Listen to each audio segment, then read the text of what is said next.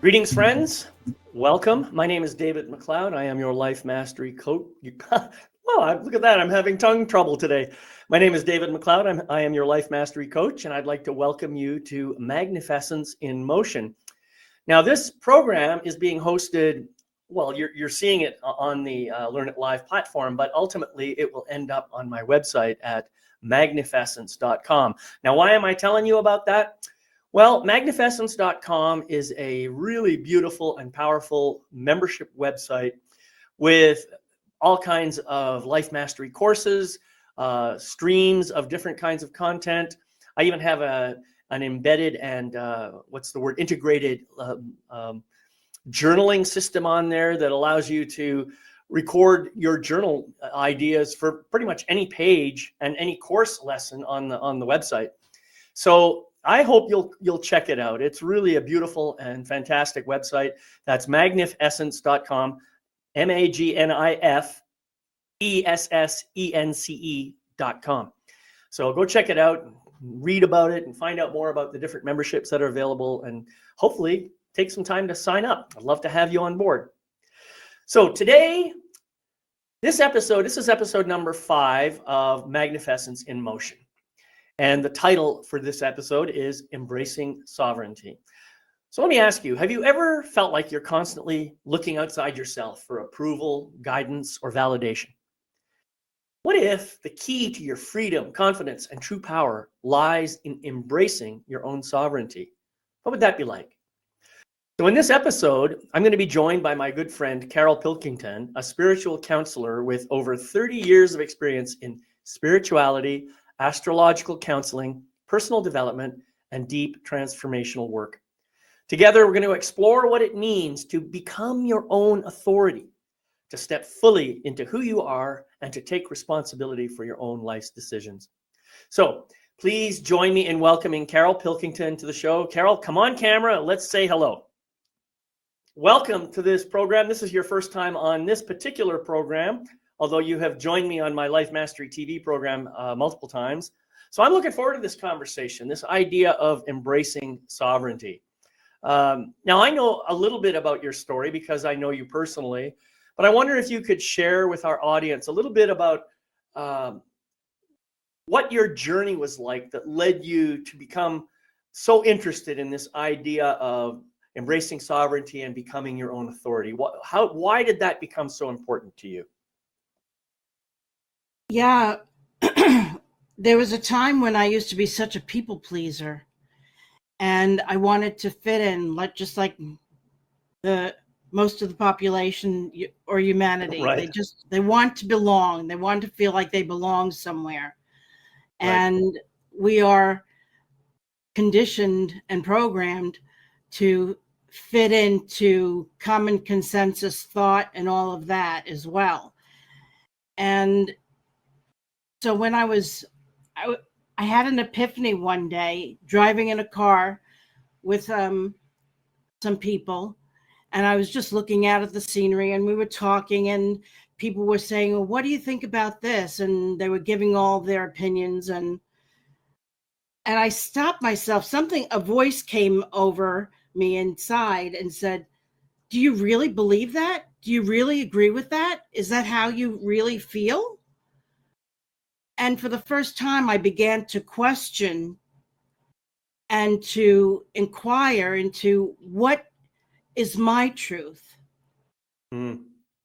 And that started that journey for me.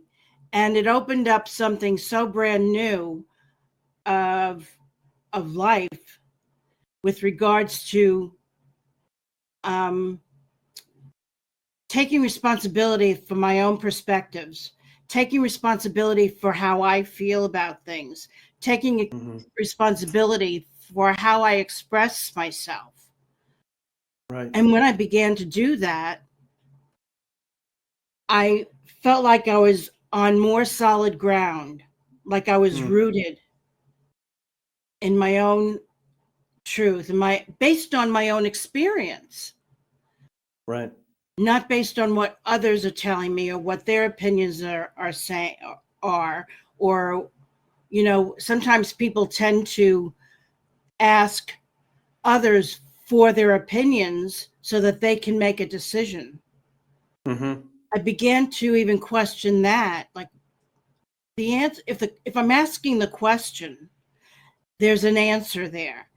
I just have to rely on my own skills, if you will, my own inner knowing, that I'll be able to find the answer that's right for me.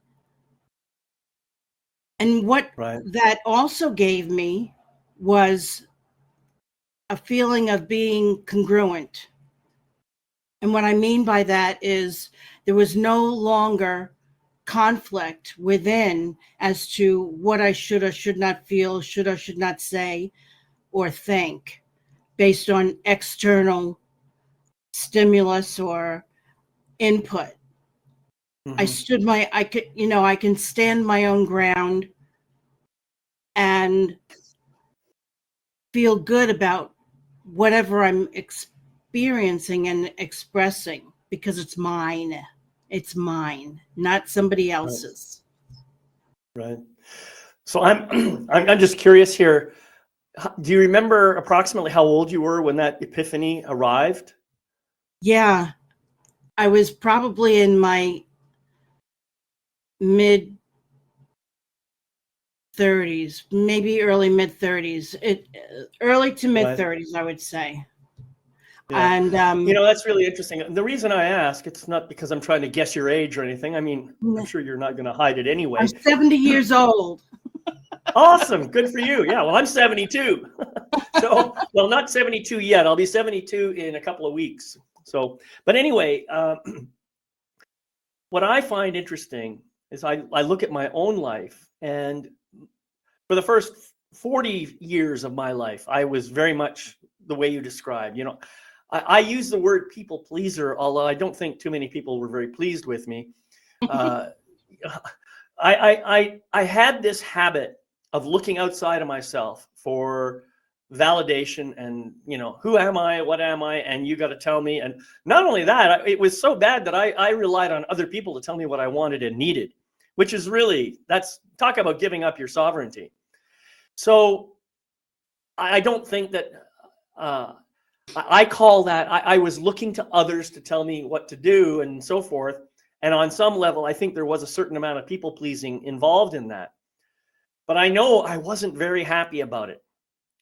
I know that I was kind of miserable, and that misery was growing for a long time in my life. And so around 40, midlife for me, that's, when the kind of the shit hit the fan and I realized, hey, this isn't working anymore. I got to do something different. Now, I didn't have an epiphany in that moment that made me wake up and realize, oh, I got to start looking inward. No. I still had more journeying to do to figure this all out. So bless you for getting the epiphany in pretty much one fell swoop and finding, the courage to follow through on that. But I think the reason I'm bringing that up is many of us go through these challenging, we have a certain kind of life for the first half, and then all of a sudden something happens, and many of us go through these like identity crisis, whatever, midlife crisis, whatever you want to call it. And I always thought, oh yeah, it's just a joke. It's just ridiculous. It's just, but then I went through it myself, and I thought, oh, maybe this is not such a joke. Maybe there's something real about this. And maybe the problem is, as you say, you mentioned this when you started talking, all the programming and conditioning and indoctrination and everything else that we go through. Maybe what that's doing is it's kind of squashing us into this little mold that really doesn't feel very comfortable. And we spend a good part of our life trying to figure out how to get out of that mold and start to, express ourselves as who we really are. I don't know. What do you think? Yeah, absolutely. And I have to kind of correct you a little bit on my one fell swoopness of, okay. of finding things out, because it is a journey, and the process is multi-layered. And right.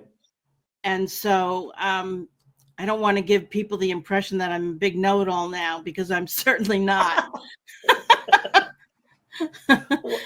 Well, the funny thing is, as you say, the real the real truth resides within. Mhm. So in a very real sense, we are know-it-alls. Yes. It's just that it isn't politically correct to claim to be a know-it-all. You know, if you can do it in a humble manner, then people can kind of maybe live with it a little bit. But the know-it-all thing, that's a very ego-based expression of being knowledgeable. It's very arrogant. So yeah, I know what you mean. I've been there. Yeah. Yeah, so it has been a journey, and it's not so much like you said about people pleasing, it's wanting to fit in. And Right. I also think for me it was about not being rejected or cast out, because we by nature are very tribal. Mhm. And to have the courage to break out of that tribalism and strike our own path is very scary. And people feel like they will lose everything, when in actuality, they'll gain everything. They'll Yeah. gain their wholeness. And within doing that, they will also gain people that they feel an affinity with, that will support them in their journey, rather than Right. try and keep them into some kind of conformity mold, common Right. consensus kind of thing. Yeah. Yeah. Well, I totally agree with everything you're saying, and there's a lot to this. There's a lot to this, and you talked about being rejected or the fear of being rejected.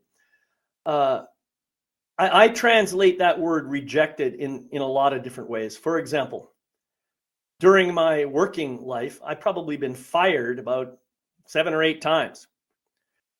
That's a form of rejection. Mm-hmm. I've been divorced twice. Not really super proud of any of this stuff, but these are things that happened in my life. And what I realize is, in many ways, I created the circumstances that brought about those transitions. You know, I wasn't really being rejected. It was in my own way, and perhaps in an unconscious way in the early part of my life, I was doing things that made people say, we don't really think you're a good fit for this job anymore. Time for you to hit the road, that sort of thing. And they're absolutely right. And the fact that I'm not a good fit for that job anymore only means that I'm a good fit for something else, Absolutely. And the Where other there's thing that's really, yeah, I was going to say, the other thing that's Go ahead. really, really amazing to me is no matter how many times I have been rejected or fired or put into a situation where I didn't have an income or any of that kind of stuff, at no time have I ever been in the situation where I felt like I wasn't going to get my next meal. I wasn't going to have a roof over my head. I never had those kinds of experiences. I have always been, I don't know, spirit, universe, whatever, has always protected me and made sure that I didn't go hungry. Even if you miss a couple of meals, that's not so bad, really, when you think about it. So I've always been well taken care of. I've always learned that everything is going to work out for the best. And I end up where I am today. Perhaps I couldn't have gotten here if I hadn't taken the route I took. Maybe there's another way to get here. I'm sure there is. And many other people find their ways to get wherever they are. But I look at my life now and I'm thinking, there's not really much point in regretting stuff, because if I hadn't done that, who knows what would have happened, It's a really complex subject and something that I think is very, very fascinating. I agree. When we take responsibility for the decisions that we make, life becomes so much more adventurous, if you will. Yeah. And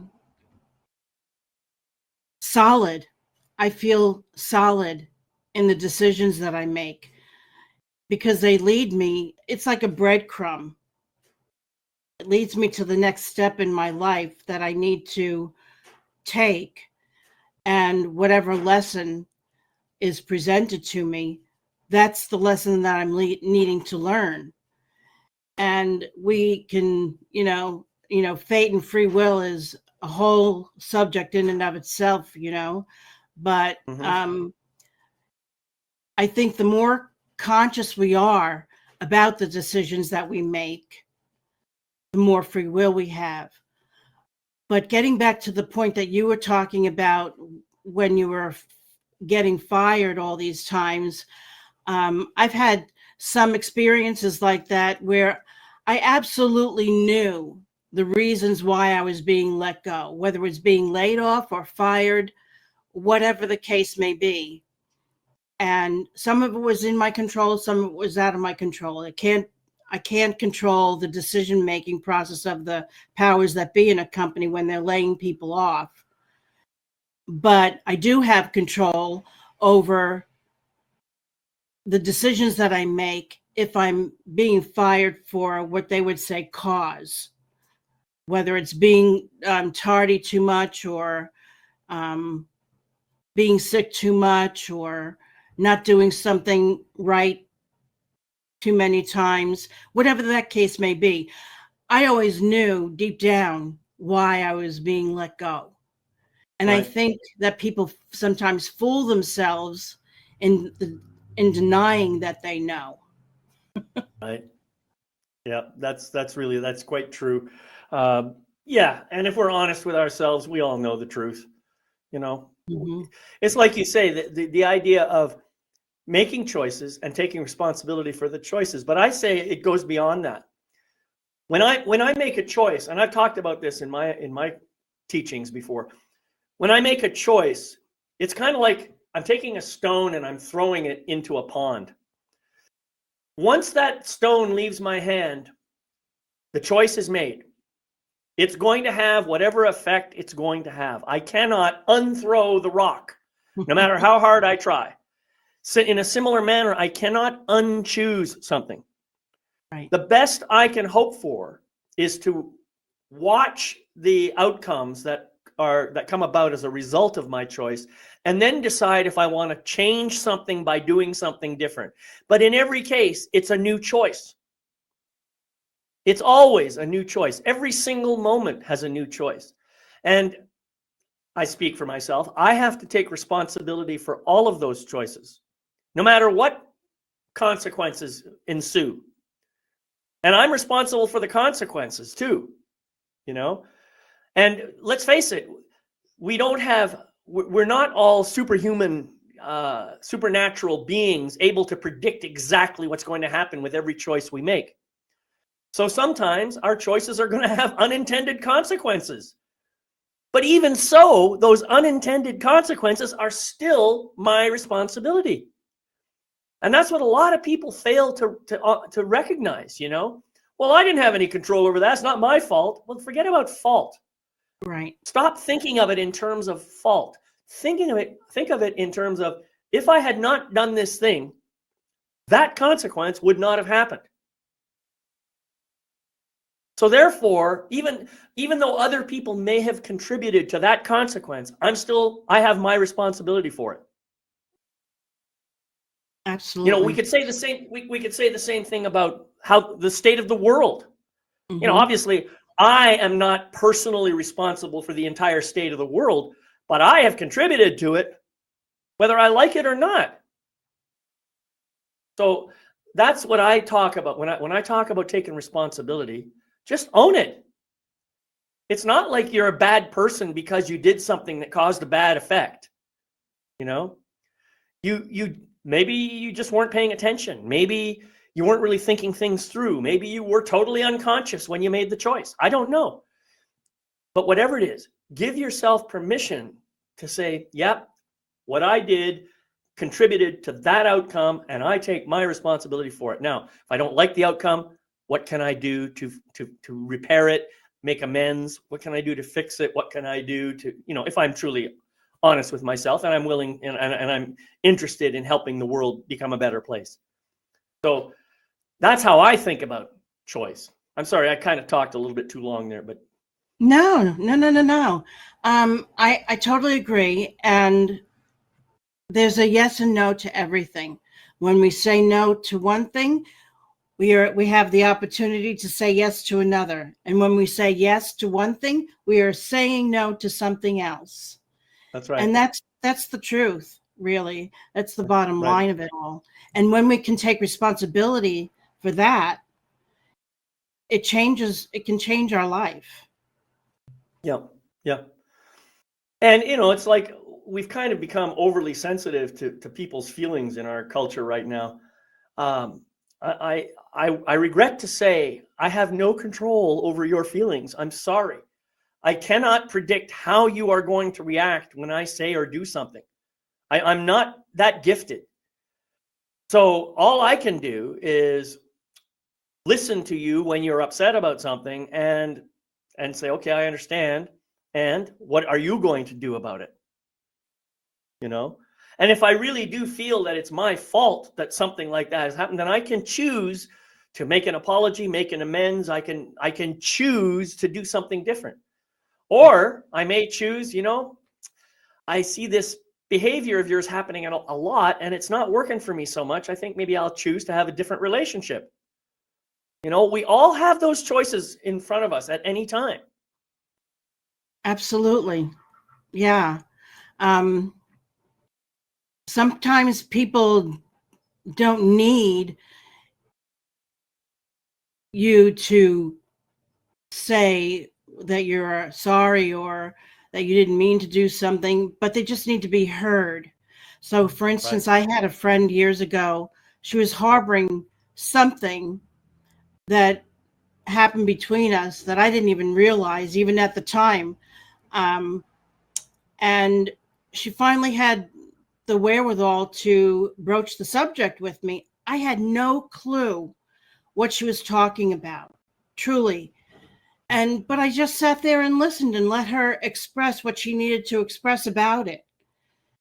And I said, thank you for sharing that. I'm so sorry, but I do not even recall this incident that you're bringing up.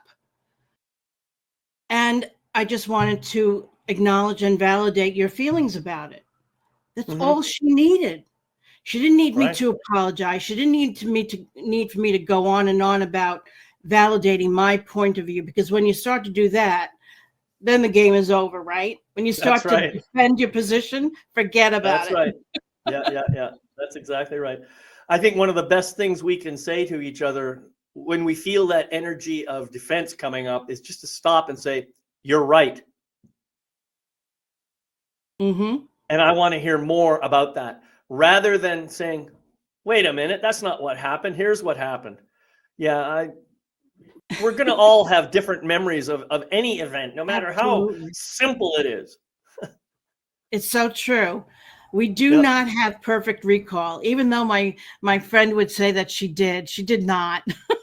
Right. We all have recall based on the emotionality that we had at the time. Right. And that stayed with us. Right. But the other thing is that all of us, even though we may have done a lot of personal deep work on the subject, all of us still have ego minds. And those ego minds are really damn persistent. They don't want to go away. So what I have learned to do is, I like to think that I have done enough work to be able to control my ego mind. I like to think that. But of course, my thought is probably generated by my ego mind. So therefore, it's probably not true. It's probably an illusion. And I don't have control over my ego mind. But I do have control over my choices. I do have control over how I react or how I respond. And I can exercise that control because And maybe only because I recognize myself as a sovereign and empowered being, which has taken me a long time to get there.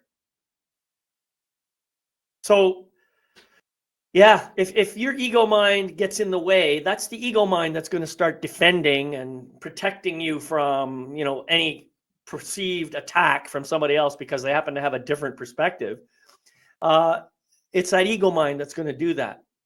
So if you can just say, thank you for your perspective, I'll take it from here, and let your spirit and your whole heart and your soul lead the conversation, you'll be able to listen as you suggested, and just listen with love and compassion in your heart, without any desire to correct or defend or any of that stuff.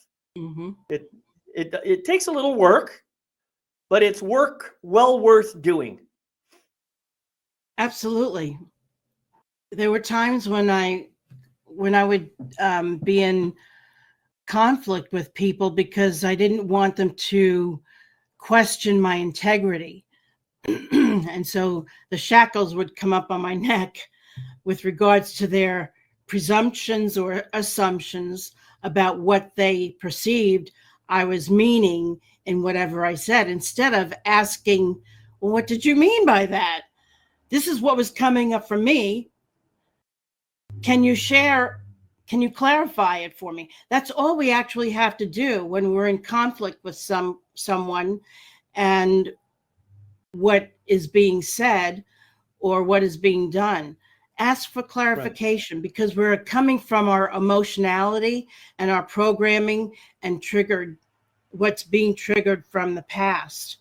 And when we can even just recognize that, it can open up a whole new world for us, because then we're taking responsibility for what's getting triggered. And we're asking for clarification from another on what they said or what they meant, so that we can understand better. That's the whole communication process. So important. Yeah, communication is key, and compassionate communication with a desire to understand, I think, is the ultimate form of communication. Most of the challenges that we have, we talked about this at the beginning about how, people pleasing or trying to get validation or trying to get approval or whatever it is. I think that as nice as external validation can be from time to time, getting that recognition, it really is only temporary. And it's never enough unto itself. Have you ever experienced that? Absolutely. Oh my goodness. We want to be accepted, and we want to be seen and heard. But when we're constantly looking for external validation of who we are and just our existence, we're never satiated. It's not enough. It'll never be enough. And we'll always be left short, feeling like we haven't done enough. We haven't said enough. We aren't enough, period. And when we make that shift into doing something or saying something from our own heart and from our own creative nature and pleasing ourselves, somebody out there will be pleased with it as well. But it shouldn't be dependent on that. Right. I agree. Yeah. The only validation that matters is internal self-validation. Ultimately, we are our own worst critic, and that's because of the ego mind. And it's not that the ego mind is necessarily trying to harm us. The ego mind has this twisted idea that it has to keep us safe.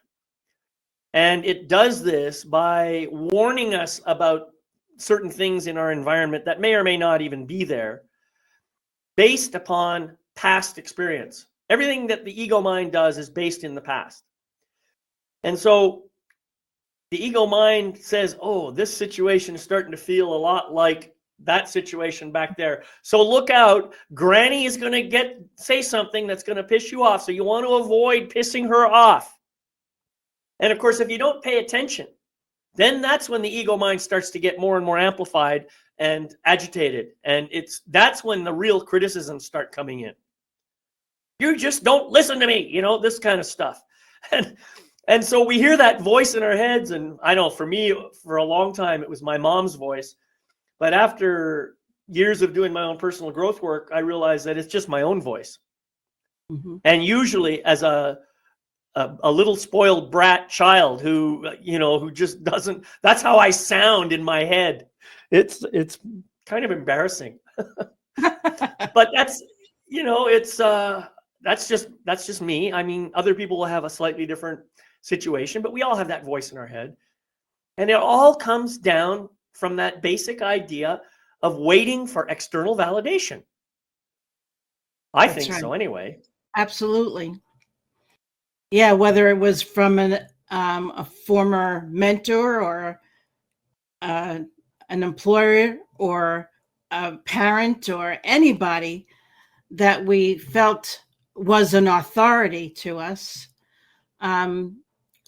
we're paying homage to that. And also from a spiritual perspective, some people want to make sure that they're getting approval from God or whoever their higher power is, and so we get into the approval and redemption and all these other things that are so inculcated into our psyche that we don't even acknowledge on a day-to-day basis. The Christian Judeo programming that we have, right? And so there's another part of the outer validation, if you will. Absolutely. I mean, I'm glad you brought that up. The whole notion of religion, even if it is in its roots based in some kind of a spiritual practice, pretty much all religions kind of formulate themselves into these organized structures with lots of dogma. And then, of course, they get more and more followers that are kind of going along, and then they start making up these stories. But if you don't believe this, then you can't be part of our club. Mm-hmm. And that gets translated into, hey, people who don't believe this particular detail of our religion are going to burn in this place that we call hell. It's no wonder people are wandering around in fear most of the time.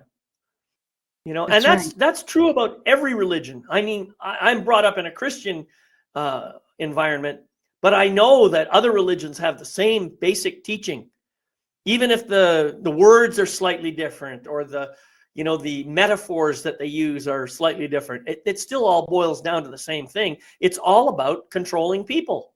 That's right. Exactly. Yeah. Keeping people in line. That's right. And maintaining the common consensus. Right. And I mean, let's face it.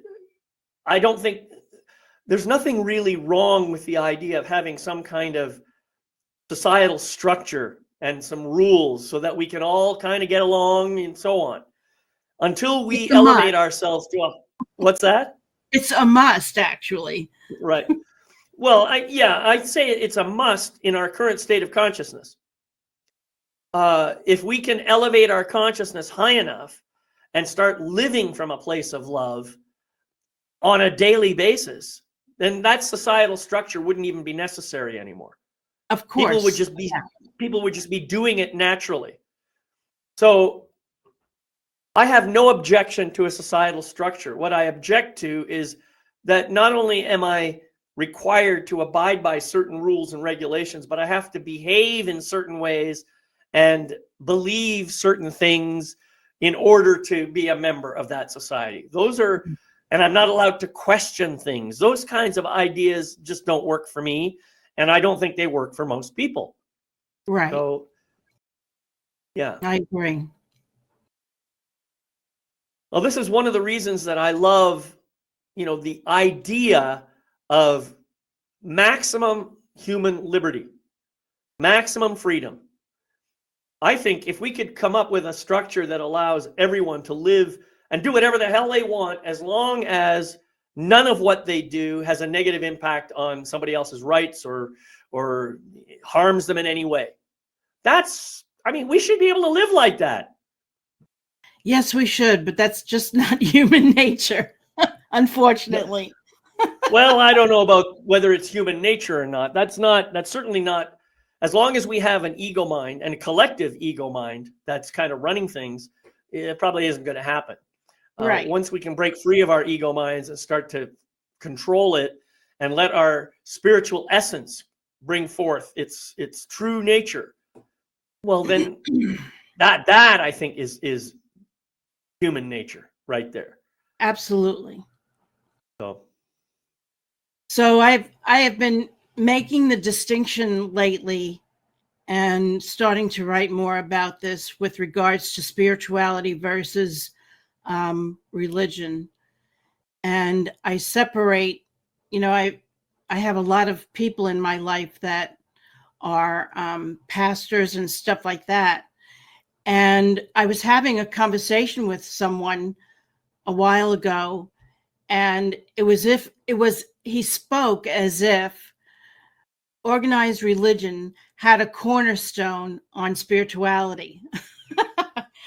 And I brought this up to him. I said, spirituality is not mutually inclusive of religion. There's theology, and then there's spirituality. Theology comes from the organized religion perspective, but it has got nothing to do with spirituality and us as spiritual beings. Interesting. Yeah, this is another deep topic. We could have a 2-hour conversation just on that alone. I know. And maybe we will one day.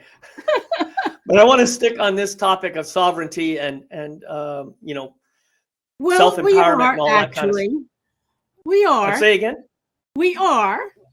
Of course, because it's about not conforming to the organized common consensus. So it's kind of in line, maybe out on the outskirts a bit. Right. I want to be a nonconformist, just like everybody else. Yeah. So the idea here is, so I have this belief that we have a very, very interesting place in the universe, because not only do we have this, well, we have the dualistic nature. First of all, we have the spiritual essence that we are aware of, and we also have our physical essence. So because of the physical nature of our being, we see ourselves as separate, and therefore we have this notion of specialness or uniqueness or all this kind of stuff. But at the same time, we're spiritual beings, and we all seem to derive from the same source. So in that sense, we're all one. So if we're all one, how can we be unique? I think this is an interesting dichotomy and maybe a bit of a paradox. Do you have an explanation for that? Well, you just hit the nail on the head with regards to it being a paradox. It's not that either or statement is right or wrong. They just are. They are. It is a paradox of being human, and there are many, many paradoxes of being human. That two seemingly opposing statements can be true. And when we can reconcile that and be okay with that, it dissolves any kind of conflict that we might have. Mm-hmm. It's so important to recognize that. And I'm really glad that you brought it up, because there is no either or, regardless of what Aristotle said. It's not we live in an either or mentality in society, because that's what has been programmed into us. But there are gray areas, and there can be two opposing things that are true, but can complement one another at the same time. So then we're getting into Jungian philosophy on reconciliation of opposites, which is my big bailiwick as well. Right. Yeah, well, you mentioned Aristotle, and I thought, okay, now I'm thinking of Newtonian physics, which is really all about the physical world, and it's all about this idea of separateness, and it's a highly materialistic, or not materialistic, a mechanistic view of science. And then we have the quantum world, which is very, very different. The quantum world is where we see that everything is joined together. There's this infinite variety of energy, and I think consciousness happens to reside in that energy. That's just my belief. I don't know if it's true or not, but it seems like a logical conclusion. And that it's that pool of energy out of which all matter seems to just pop into existence and then disappear out of existence, on moments' notice, and while it is in the physical realm, that is when the experience of separateness comes into being. But the moment it moves back into that energetic field, there's no separateness anymore. It's all a unified field of oneness. It's pretty amazing when you think about it that way. Yep. And you're right. It's like Newtonian physics works beautifully in the physical world. Everything that Newton figured out, we still use all those rules, what is it? An object in motion must remain in motion unless affected by an external force, and all these kinds of things. For every action, there's an equal and opposite reaction, so on. Those work in our physical world as a kind of a macro level physics. But those rules do not work in the field of I'm losing my brain here. It's kind of leaking out my ear. I don't know if you could see that. Quantum physics. Yeah, quantum physics. So it's really fascinating to me how we can live in two different worlds simultaneously. And that is just fascinating to me. And I think this is where the whole notion of duality comes into play. Mm-hmm. So, yeah. And at a spiritual, when we can maintain our spiritual nature, we can actually hold all of that, all of what you said together. Right. And live in this world of humanness. Right. And that's what I feel spirituality is all about. Being able to hold all of these understandings, if you will, physics, quantum physics. David Bohm is another wonderful physicist who talked about so many things with Judith Krishnamurti. They had phenomenal conversations. And what was really interesting about those two is that Krishnamurti came in with all of these experiences and knowings. And it was difficult for him to explain them to people, where David Bohm came in from the scientific world and still also had these spiritual experiences and was able to tease out a lot of what Krishnamurti would be saying and say, right. You mean this, right? And they would have these phenomenal discussions. I just love their videos. They're just wonderful. Right. Yeah. Well, Krishnamurti is one of my favorite writers. I have several books by him, and he has one book that is, I can't remember the title of it, but it's actually a series of 365 meditations. And they're little snippets of presentations that he did, and they're just amazing. The guy is brilliant. Absolutely brilliant. He was. I think you might be talking about the Book of Life. It could be. I've got 3 or 4 of them, so I can't remember the title. But anyway, they're excellent books. I highly recommend them to anybody.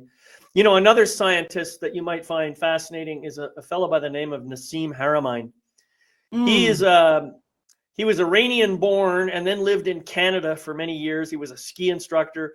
I don't believe he's ever had a formal degree conferred upon him from any official university. And yet he is an absolute genius when it comes to understanding physics. He has been working with a lot of people to try and find what he calls a unified, the unified theory of physics, trying to bring it all together. And he has looked at things. He's even debunked some of what believe it or not, some of what Einstein has said. He said, look at Einstein forgot about this. And I'm thinking, whoa, here's a guy who doesn't even have degrees and he's talking about what Einstein did wrong. But you know, the thing is, and this is something really, really important. Remember, we talked about external validation. But what is a PhD other than external validation? Exactly. That's exactly what it is. Yep. And think about what you had to do to get that PhD. You had to go through a university. You had to learn the things that they wanted you to learn in a particular way, under a particular set of rules and all the rest. And then you had to write dissertations and all kinds of other stuff according to their specifications. So how much were you shaped into thinking a certain way when you went through university? Exactly. This is something that people really have to wake up to. Yeah. Mm-hmm. So I noticed we got another person joined us. Hello, Scott. Welcome. And I see Ken is there as well. If you have any comments or questions, please feel free to put them in the chat, and we'll do our best to respond to those. So I'd like to hear from you. Yeah, I'd like to hear from you, Carol. You know, we've been talking about embracing sovereignty in kind of roundabout ways. We've been going all over the place here today. It's really awesome. I love it. But just for the sake of our conversation, can you please give me what you believe is a succinct definition of sovereignty? What do we mean by that in the context of our conversation? Yes. So, sovereignty to me, what I call being your own authority, is taking ownership of who you are, how you feel, what you do, how you say it, the impact that you have in your environment. All of that is taking ownership of who you are and what you stand for based on your own personal experience and beyond external stimulus. Right. External validation, external input. That doesn't mean that we can't ask for somebody's opinion or input about anything. No, by no means do we mean that. It's just about at the end of the day, it's your decision and taking ownership of all the decisions that you make, whatever the outcome may be. Taking responsibility for your life. Right. Yeah, I think of, I mean, I love your explanation. I think it's beautiful. And for me personally, I think my sovereignty is ultimately the essence of who I really am. Not the stories or the anything I identify with, like my feelings, my beliefs, my thoughts, the roles I play in society. Those are simply expressions. Various different. If you were to look at I like to think of it as like one of those what do you call it, a disco lamp. You know, when you look at the disco lamp at any given moment, it's got a particular light portion lit up. And as it rotates around, different portions light up. That's kind of what we are. In a sense, we're like disco balls. So when I'm rotating around and flashing my light out to you, you only see one aspect of it, right? And you may make a decision about who I am based on that tiny little aspect. But that's not who I am. That's just a tiny reflection of who I am. And so the thing to me is that sovereignty is all of who I am. If you take the casing off the outside of that disco ball and stop and remove all the covers, then you get down to the nitty gritty. And I have this idea of another metaphor that I use is the lotus flower. The lotus flower has got all these leaves that are tightly coupled, and the more I tease open those leaves and release them, the more I open up to the truth of who I really am.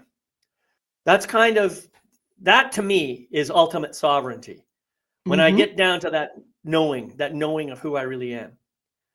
And the problem is, because of all the stories that we make up and because of our ego minds that believe in those stories, sometimes, even if we have done a lot of work and we've actually even seen that amazing, beautiful, open lotus flower, if we've actually gotten to that place, when we go back into our regular daily life, the old ego mind starts coming back and it starts doing its thing again. So the sovereignty idea is an ongoing process. The idea of embracing sovereignty is something that I think we need to do constantly. We have to keep reminding ourselves. Yeah. And it's the only thing that's going to allow us to feel whole and complete within ourselves. Oh, And yeah. keeps us on Absolutely. solid ground. Because when we give away that sovereignty, then we're being pushed from pillar to post like a tumbleweed. We're like a tumbleweed rolling down the road, going from one side to the other. Yeah, that's another great metaphor. So you turn from a beautiful disco ball into a tumbleweed. There you go. Yeah. Well, and I think this is something that requires, you have to have a little bit of courage, I think, to be Totally. willing to stand up and say, okay, I have done it your way long enough. It's time for me to take ownership of who I really am and to begin experiencing and expressing that more fully. Absolutely. And you know what? It takes courage, because here's what's going to happen. Some of the people in your life are not going to like it. They have their status quo. They have the way they like things to be. Don't forget that. And so when you start showing up in your fullness, in your sovereignty, people are going to get uncomfortable, and some of them may drift away from your life. And you have to be okay with that. You have to be okay with that. Which is more important, being true to who you really are, or keeping that friend around that maybe doesn't want to see you for who you really are? What's more important? Absolutely. And it's so much more empowering. I have come across so many people that start on the path of self-discovery and raising their own consciousness, and being afraid that as they embark on this journey, that they will lose a lot of the people in their lives that they care about and they love. And I always say to them that if they love you, they will not leave. And if they need to leave, then they need to leave. But there will always be someone or others coming in that support you, that have an alignment with your values, because that's what we're really about with regards to our sovereignty, is holding on to what we value and discovering what we actually value for ourselves. Right. And when we stand on that, nothing can push or pull us off that standing. And there will be others. It's just the nature of the law of, of being human here. Attraction. Oh. I hate that term, but yes. Yeah. But yeah. Well, I call it affinity. Right. I think I have found for myself that, yes, I think you're right. People come and go, and what's most important to me is honoring and respecting and loving myself. And if other people don't like that, that's really their problem. That's their issue to deal with. And I am delighted, actually, this is an interesting perspective. I am delighted that my self-love triggers someone else, because it now gives them a chance to start looking at how important it is for them to love themselves. If my behavior does that, great. And if in the time that it takes for you to figure this out, we have to be separate for a while, I'm okay with that. Because I can love you from a distance just as well as I can love you in the same space we're in right now. Absolutely. The other thing that I have come to realize is that even though there may not be other people around me, I'm never alone. I am never alone. I have come to believe with all my heart and soul that I am one with all that is. So I can never be separated from you, no matter how far away your body physically is from me. Yep. We always We're all are connected. Yeah. We're all netted. Yep. Yep. So true.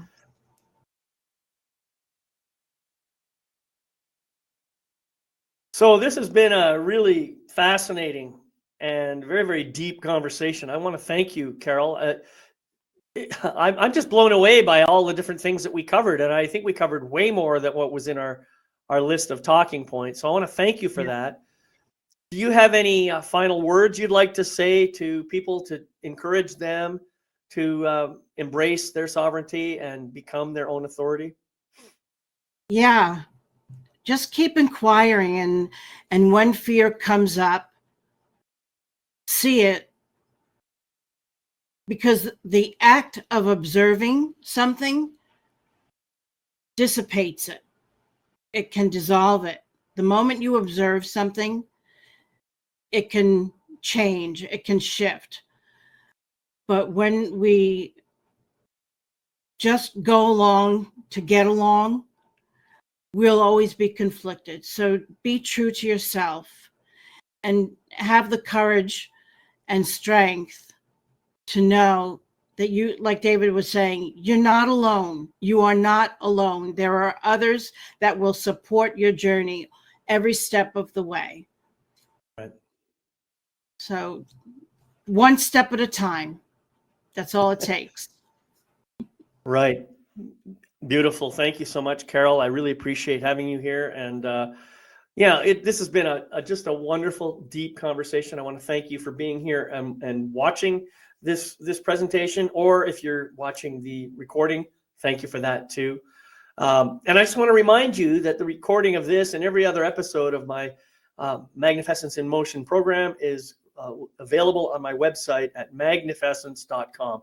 So please go check that out, and maybe look at the membership site and check out some of the other features that are there. I know you'll love it. And as I always like to do before I close, I want to just remind people to please practice this life mastery mantra every day. It's something that I do for myself, and I feel really, really good about it. So I want to share this with you. It's just 3 simple sentences, and I'm sure you can remember these. I gratefully forgive the imperfect being I have been in the past. I gratefully embrace the magnificent being I am right now. I gratefully welcome the evolved being I am becoming in each new moment.